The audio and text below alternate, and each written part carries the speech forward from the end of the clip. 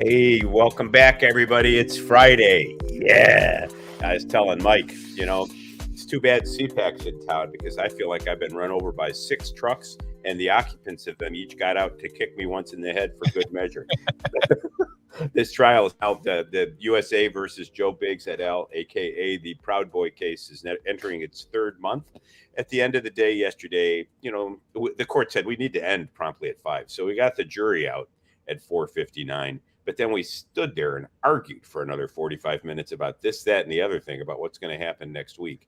And it looks like the current plan is for us to come in and present a witness and file briefs over the weekend over a couple hundred new exhibits that the government wants to offer. But last night around midnight, after consultations with all the parties, the government and we proposed to the judge that the jurors not come in Monday, that the government and defense counsel meet all afternoon Sunday to review some exhibits and presumably, reach an agreement about some. And then the ones we can't agree upon, we can argue outside the jury's presence on Monday and resume evidence on Tuesday. No word yet from the court on what to do, but that gives you a little bit of a snapshot about what these cases are all about, because, you're thinking, hey, how bad can a lawyer's life be? You get to court around 9, you kick the shit out of one another. It's 5 or 6. It's all in a day's work, right? Yeah, well, then there's the briefs, the evening meetings, the email exchanges, the orders to comply with this, that, and the other thing. Yeah, the real work. And lest I forget, I have other clients who seem to think that I have forgotten all about them. And, there may be some truth to that. I like to tell a client when they come in, when you're with me, you got 100% of my attention. And everybody loves the sound of that because they think they're going to be with you all the time. Yeah. If I'm giving you 100% of my attention today, how much are you getting when I'm not with you? Do the math. And so it's an awkward time. Much love to my office and my partner, Kevin Smith, who are somehow maintaining the firm in my prolonged absence. We tried to get a sense of where this case was headed, because we've got witnesses to come. Hopefully we'll produce the Donald. So when is the government going to end its case? Well, the government hems and haws, and, maybe 2+ weeks, he said yesterday. And then he gives us a date, more than 2 weeks, March 21st. So the current estimate is that the government will rest sometime on or about March 21st. And then the defense will move into production of its case. It's unusual. You never know until well into a case whether a defendant's going to testify. We'll talk about a certain exception to that in a moment. If each defendant testifies, to add a day and a half to the proceedings by the time they give their side of events, and the government cross-examines them. So I still think we're here until early to mid-April, which means I'll get a chance to see spring in Washington, D.C. However, it means I'm missing winter in Vermont, and I'm pretty sore about it. We had a foot of snow up there last week. The guy who looks in on the place when I'm not around, which this winter is always, tells me the snowmobile trails are great and everything looks lovely, and wishes I were there to see it, as do I. But on the topic, go ahead, Mike. Well, yeah, we haven't even really had a winter down here in the South. It's been uncharacteristically warm, and anytime there's precipitation in the forecast, coincidentally, the air just goes up maybe 10, 15 degrees. It's been like 70. It was 80 last week here. And we're just now cresting into March. So some of that typical North Carolina bipolar behavior. I turned 33 this weekend, Norm. I'm just begging for a happy birthday. Happy birthday to you. Look, the only real birthday present I need. Happy birthday to you. Beautiful. Happy birthday, dear Mikey.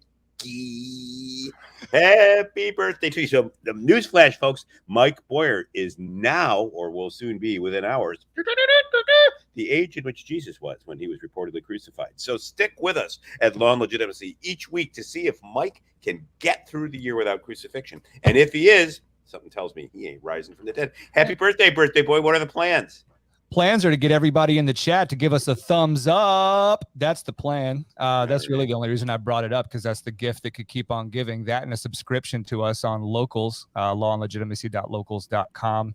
As far as the weekend goes, there's a friend of mine whose birthday was the 1st. So we, in our older age here. We both geez. have wives and children. We'll kind of get some babysitters on Saturday, and the group will go out during the day, and we'll, you know, maybe go to like one of those digital links kind of places, the golf simulators. I don't know if you've ever seen those, Norm. I have. I've never actually done it before, so I'll have my first go on that, and we'll see. We'll just play it by ear. You know, birthdays are a little different the older you get, and you know, I'm looking forward to relaxing a little bit. Well, you are at an age where you can still celebrate your birth and look forward at all there is to come. Once you reach the other end of the life cycle, you know, my birthdays, I quickly try not to notice them and forget that another year has been added to the account, because I got a hunch that account's going to run empty sometime soon, and I'm not looking forward to that. But hey, let's be more optimistic. Whatever else happens in our lives, we're not Alex Murdaugh this morning. That's true. So, you know, Alex was convicted, and in 3 hours, which I think was a relatively fast verdict for a 6-week case in a referendum by the jurors, that they just weren't buying what he was selling. I heard from somebody this morning that one juror told the news that they'd reached a unanimous verdict within 45 minutes. I don't know what the extra 2 hours and 15 minutes was. Maybe it was to eat the brought-in lunch and exchange some war stories. So Murdaugh will be sentenced today. He was convicted of murdering his wife and child. His defense was that he didn't do it. As one does, you know. Yeah. You know, his defense was denial, and he told certain lies about his nearness to the event and where he was, because he was afraid he'd be viewed as a suspect. The state was permitted to introduce a ton of character evidence about his motive for killing his wife and son. And, you know, people who I know well and who follow the criminal justice system weren't necessarily buying the state's theory. It's one thing to have financial crimes. Murdaugh, at 54, comes from a long-time family of prominent lawyers in the Deep South in South Carolina. You know, and he was robbing from his clients, claimed he got hooked on oxys after an injury, and his life spiraled downhill from there. Sold millions from his clients, from his firm, and as the net was tightening around him, he needed a distraction. And on the state's theory, I think I'll distract from my financial crimes by killing my wife. But perfectly rational. I mean, you know, that's right there in Playbook Financial Crimes 101. And just in case it's not, I'll throw my son in there too. I mean, the brutality of that is shocking. But the problem that Murdaugh had is that, you know, in their decision to have him testify, the state was able to confront him over and over and over and over, and need I say it again, and over again, with the fact that he was a liar. And so you end up with a problem in a case of this sort. If you have a client who is who isn't as a habitual liar, do you put him on the stand? Because if his lies can be shown, the thing that he denies, which happens to be truthful or may be truthful, won't be believed. And I suspect that's what happened here. It was interesting to me, O.J. Simpson, I don't know if any of you caught the piece, he did a 3-minute clip on Twitter where, in his sagacious way, have given his experience with the criminal justice system. We have to play some of this, if you don't mind. No, of course I don't. It wouldn't have surprised OJ to see a not guilty verdict. I guess he ought to know a thing or two about improbable OJ verdicts. Juice, speak to us. Speak some truth. Hey, Twitter world, is me, yours truly. Well, a whole lot of people ask. Yeah, yo, what up, buddy? About this Alex Murdaugh trial. Yeah, we're asking. I don't know why they think I'm an expert on this. Because you are. Come on, I gotta admit, seriously. When he took the stand, the guy was an habitual liar. I did watch. Why? Looking for some tips? When the trial first started, I watched him take the stand, and did you see him testify, though? Probably a mistake, because the guy is an admitted liar, and it's as opposed to somebody who beats the shit out of his wife 5, 6, 7, 8 days without lying. Question is, what did he lie about? Well, that is the question. Lying and stealing money is a little different than murder. A little bit, yeah. I realized in watching them testify what he was doing. Well, tell us what. To relate to one or two of those jurors that he was a good old boy. He was one of them. That's the OJ handshake I'm not theory. sure he didn't succeed in doing I am. I am not qualified to to really say if the guy. Look, all right, we're gonna stop it there. It's enough. It's enough for me. This was he posted this before the verdict was announced. So in his defense, if I may, he didn't know what the outcome of the trial was when he posted that. But I couldn't help but want to inject a little bit of irony into this conversation. Financial crimes are a little bit different than murder. Speaking from experience, or maybe not. Who knows? I don't know. So on appeal, I actually think there's a good issue for Murdaugh on appeal. So the rules of evidence permit what can and cannot be done in a courtroom, and we've talked in terms of the presentation of facts for a jury to consider.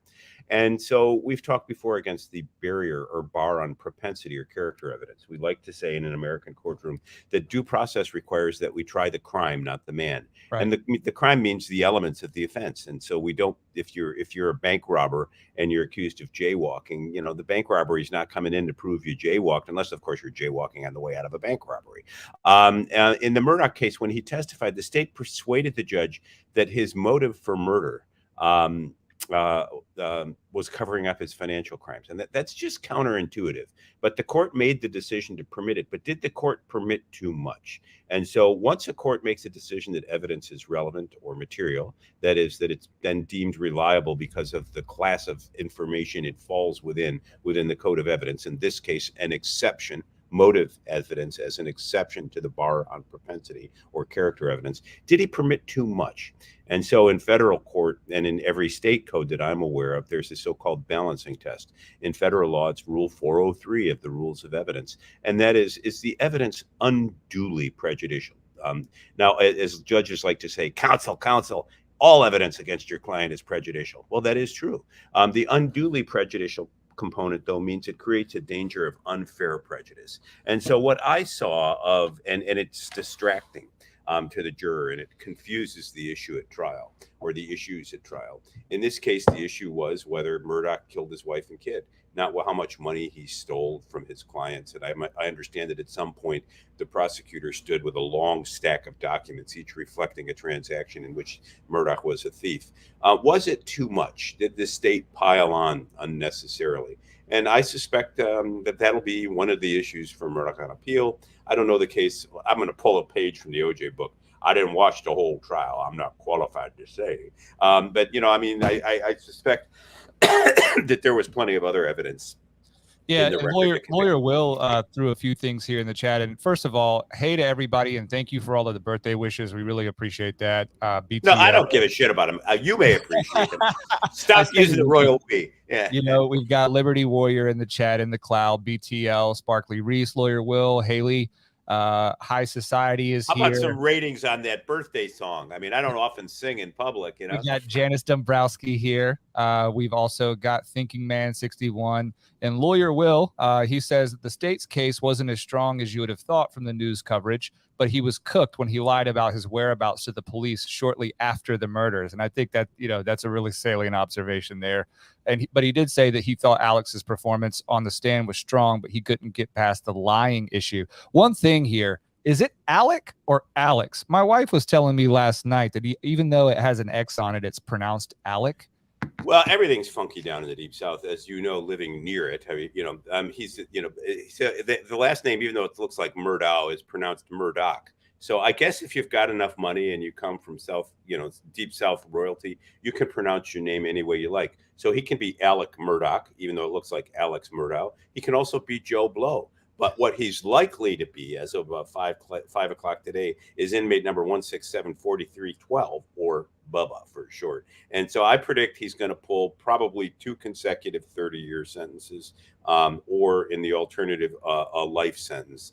And that judge is going to say, Mr. Murdaugh, Alec, you ain't going to see the light of day outside of a coffin. And Bathtub Liquor says that the song was good, Norm, but you just needed a birthday hat.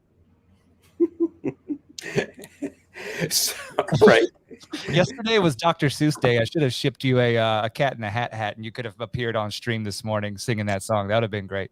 Well, I forgot all about your birthday. Happy birthday, Mike. So I'm heading over to CPAC today. Yes, you are. Yes, you are. I've got some misgivings about it. I was in touch with somebody in California last night, or actually Oregon, who'd once tried to inspire me to run for public office by promising to raise millions if I chose to do so.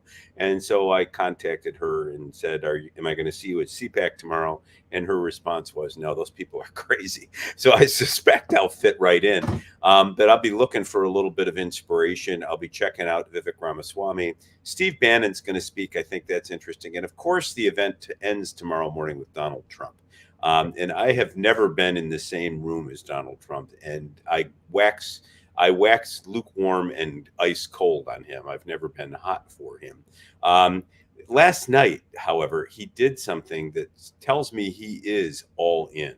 Yeah, you were burning the midnight oil last night, Norm, sending me text at 2 a.m.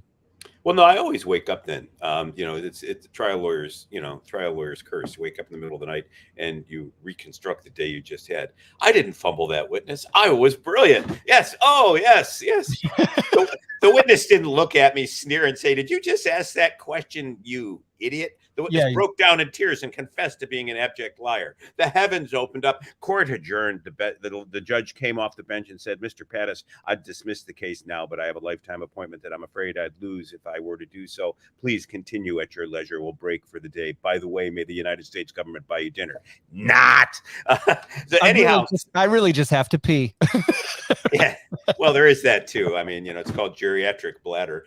But at midnight last night, Donald Trump and the J6 choir released a 2-minute video. And I don't think it's any coincidence, or audio rather, and you can hear it on Apple Music. If you do Trump J6 choir, it's the guys singing the Star Spangled Banner and Trump reciting the Pledge of Allegiance. And it is a slick, glossy production.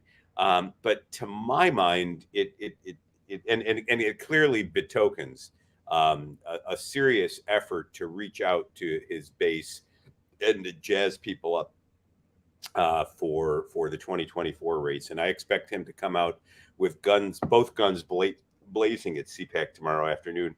He is the last speaker, and he's been given 1 hour. But here's the problem. J6, I spoke to somebody on another radio show this morning, and I used the expression, this fellow was up in New England, and he said, "What J6, what's that?" I said, "That's shorthand for January 6th, if you've been following these cases." Clearly he wasn't. The January 6th community is largely outraged at Donald Trump, and he doesn't have a lot of support or love there. And what you will hear in the hallways from people is he used these guys.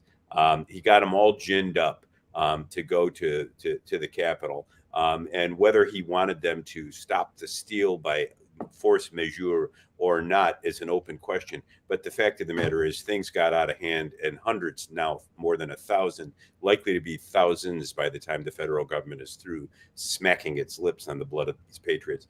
These people have all been arrested, many imprisoned, and Donald Trump hasn't lifted a finger to help them. He hasn't helped financially. When he was president, he didn't issue a pardon. And so for him to now insert himself in the J6 prison choir and try to use these fellows again for a publicity bump, it's going to raise an awkward question. And that is, Mr. President, can you put your money where your mouth is? I mean, there are fundraising efforts afoot on behalf of each of the defendants. We're fundraising for Joe Biggs. We've not seen any indication that Donald Trump is even aware that these people are in need. My client, Mr. Biggs, has a 2-year-old daughter that he hasn't seen for a couple of years, and outside of a prison cell. So what are you doing, Donald? If you're serious about your support, help raise funds for these men and their defense and their families so that they can fight the charges. Yeah, you see what I've got highlighted there in this story. You said video at the beginning. There's only audio to my knowledge, but Steve Bannon, who's speaking at CPAC today, does have his War Room podcast, and according to this article, there is some sort of video production associated with the audio file that they're going to debut on his show. Hey, maybe when you see Steve, and we can all tweet at Steve. We'll tell Steve to have Norm on War Room. Yeah, let's do it. I mean, that would be pretty funny because I'm not even a small fish in a little pond there. I'm just a spectator, but that would be fun. get Yeah, Steve you're working Bannon. on the most important thing going on in DC, which is the irony of the whole thing to me. Anyway, let's move on. Yeah. So where else? What else do we got today, Mike? We got this. Florida Senate Bill 1316. Oh, And, I have to credit, and Pete Atkinson, earmuffs, buddy, love you. But I have to credit Laura Loomer for really putting an amplifier to this sort of breaking news. I told Norm this morning that Laura is, she's just a natural born scorer, or bucket getter, as we say in the business. And I think, her crusade against DeSantis has not really made a whole lot of sense to me up until this point. And not to conflate this bill with DeSantis directly, but this is a Republican-led bill. yeah. So what the bill would require is that any journalist who writes about the governor or a public official and receives compensation for doing so must register with the state. And then if they link to another blog, or I believe if their piece is picked up and blogged elsewhere, they have to file a report every 10 days. I mean, this, and if they don't, they're subject to a fine. This bill is unconstitutional, and it's not just dead on arrival. It's patently absurd on his face. And the person who drafted it should be taken out in the parking lot and whipped with fresh cooked pasta. I can show you who actually proposed it here. I'll put it on the screen because they have these nice. And what's unconstitutional about it is it's a prior restraint on speech. Basically, what it's saying is, if you want, and the First Amendment to the United States Constitution protects freedom of the press, and that's one of its core functions. At the boundaries, freedom of expression with respect to religion or personal preferences and other things. We can fight about that. We can fight about where to draw the line, but no one has ever seriously thought that we could have a constitutional requirement to basically license journalists, to require journalists to register with the Ministry of Truth, so that if they do something that is inconsistent with the ministry's views, they can be held to account. So this is sponsored by Senator Jason Brodeur. I don't know anything about Mr. Brodeur other than the fact that he had to be ridden from office on a rail. And if we're going to send American contributions in the form of cannon fodder to the Ukraine, I'm nominating Brodeur. Throw him at Putin. Yeah, Norm, I'm curious as to what the motive for this portion of the bill is, and I'll put it back up on the screen here briefly. But it's curious to me that you have a state like Florida, which has, for the larger part of the last several years, along with Governor DeSantis, been given great credit for this capital F freedom, right? By comparison to its, policies of the policies of other states, right, with respect to lockdowns, businesses, masking, school closures or school openings, etc.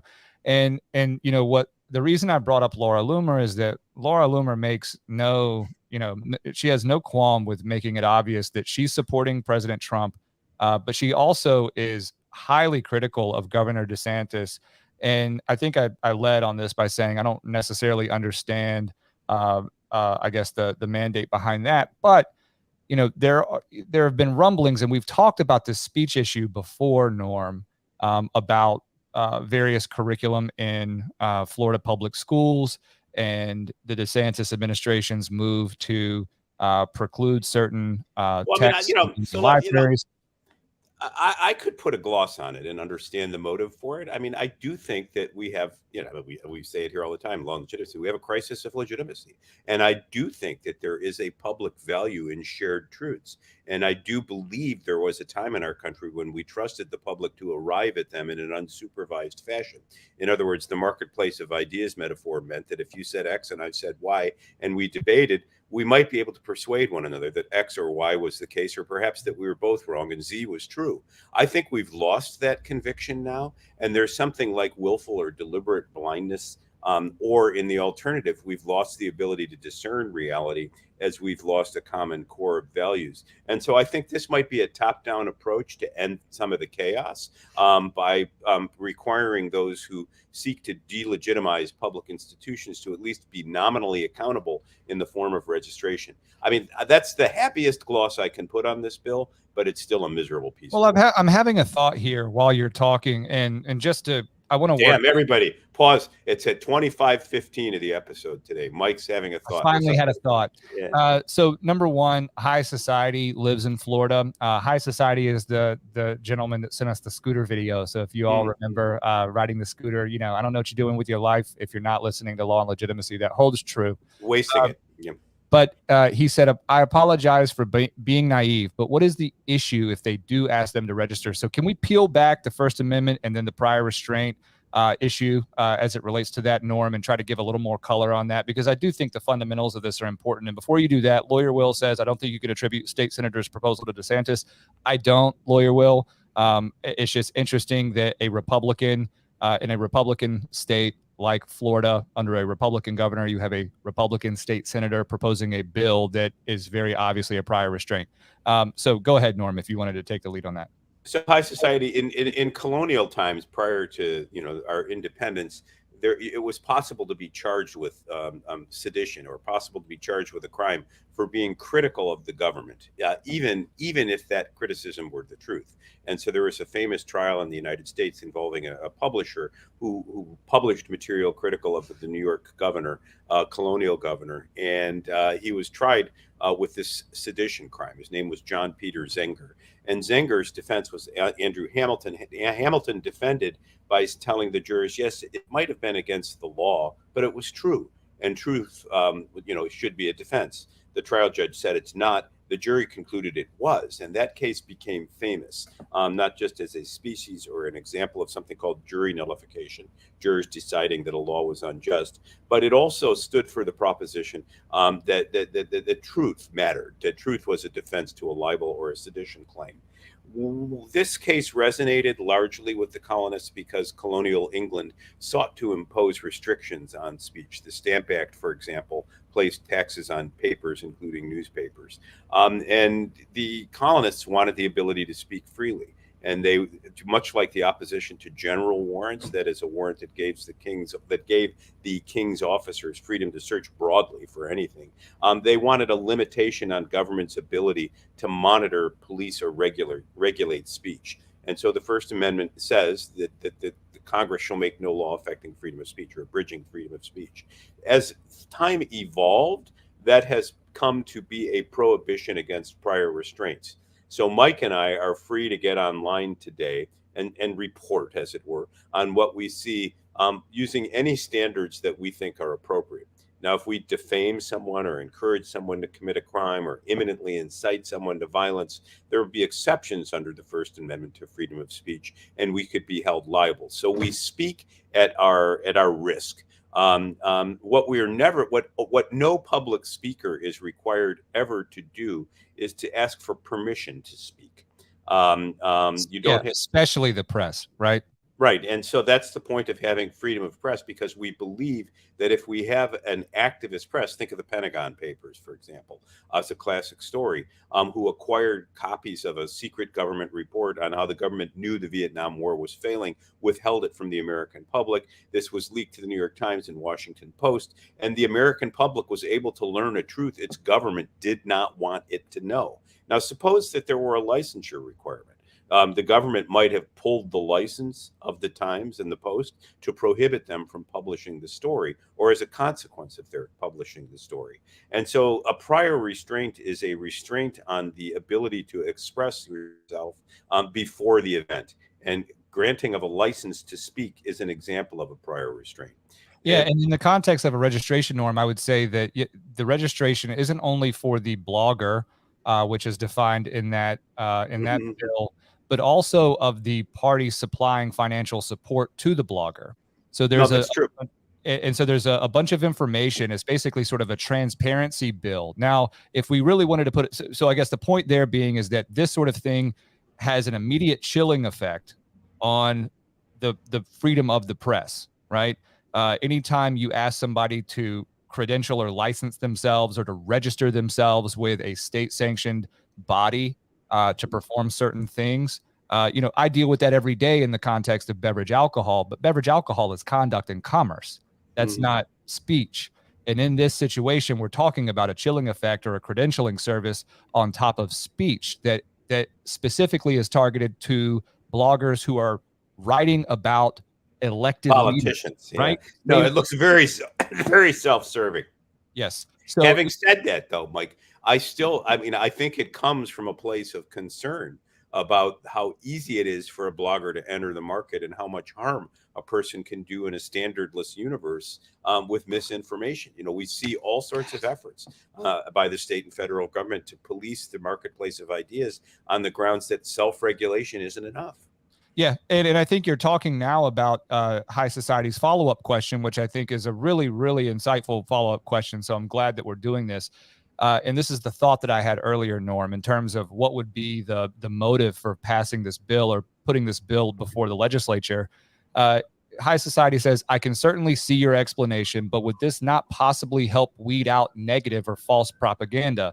And I read that to mean, Norm, something like a George Soros, who's responsible for funding campaigns for certain types of district attorneys and prosecutors in all sorts of urban areas all over the country.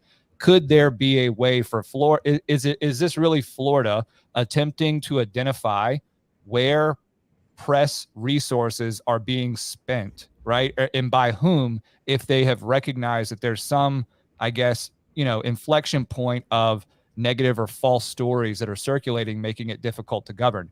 I don't think that that's an adequate defense. I think that they're going to have to figure out another way to resolve that issue if that's indeed the case. But I think that, to High Society's question, could it not help weed out? It could, but the problem is you're creating a dragnet that is also going to chill the speech that is otherwise true.